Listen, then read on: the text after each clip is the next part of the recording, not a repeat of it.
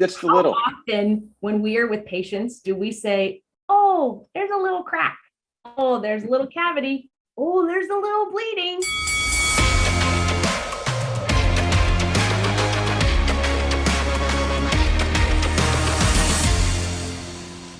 Hey everybody, I'm David Drice. I'm your chief editor here at DentistryIQ, and I'm with my buddy, Amanda Hill.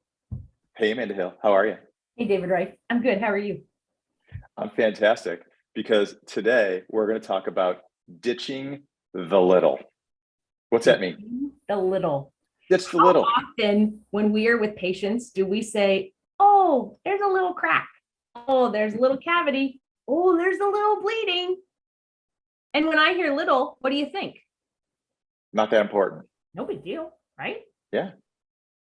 But all of it is a big deal, right? And so Turns out those things matter. yeah, those things matter. And frankly, wouldn't you want to understand something when it was little? Like, if I had, this is super dramatic, but if I had a little cancer, I'd much rather know about it when it's little than when it's really big, right? So if I have a little bleeding, I want to know right now what to do to stop it until I have generalized bleeding. So don't minimize the problem. Exactly. Because when you're minimizing the problem, you know what you're doing? You're maximizing the bad outcome. Right? Yes. And you're making the solution look so much bigger than the problem that it is. Instead of flipping it, maximize the problem, like you said, catch it early, and then minimize the fix. So people actually might want to treat themselves and help. Wouldn't we all just want to fix a small, I'm not going to say little, right?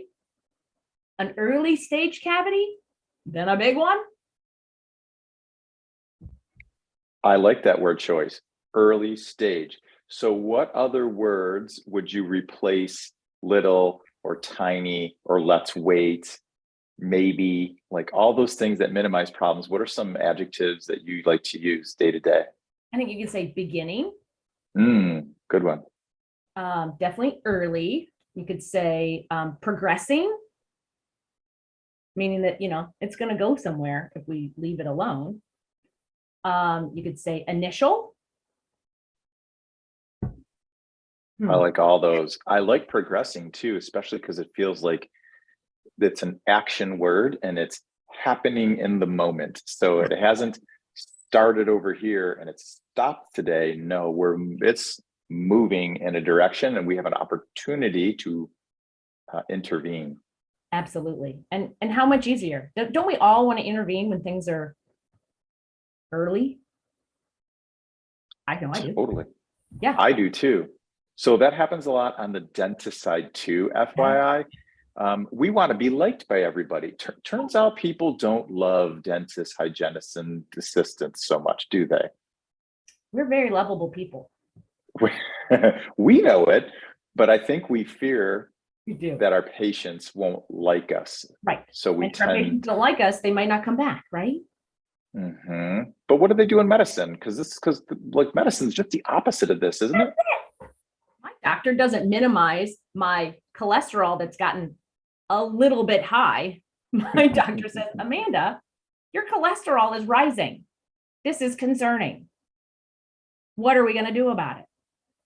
And I go, ooh, I better do something about it. Yeah. Medicine has a way, right? My physician doesn't say you've gained a little bit of weight. He does this. They don't even need to speak sometimes. Right. So I think in dentistry, hygienists, dentist assistants, we've got to learn to ditch the little, stop minimizing the problem, and start just telling people objective truth and how we can help. Any last tips? I would say definitely allow your patients the time to discover all that you know. So don't rapid fire it all at them, but help them learn some of the things that you know in a way that they can understand it so that they also understand that this is important. I love it. Power of the pause. Give it time to breathe. Amanda, thank you as always for hanging out with us today. Thank you, David. Have a great day. You too. Cheers.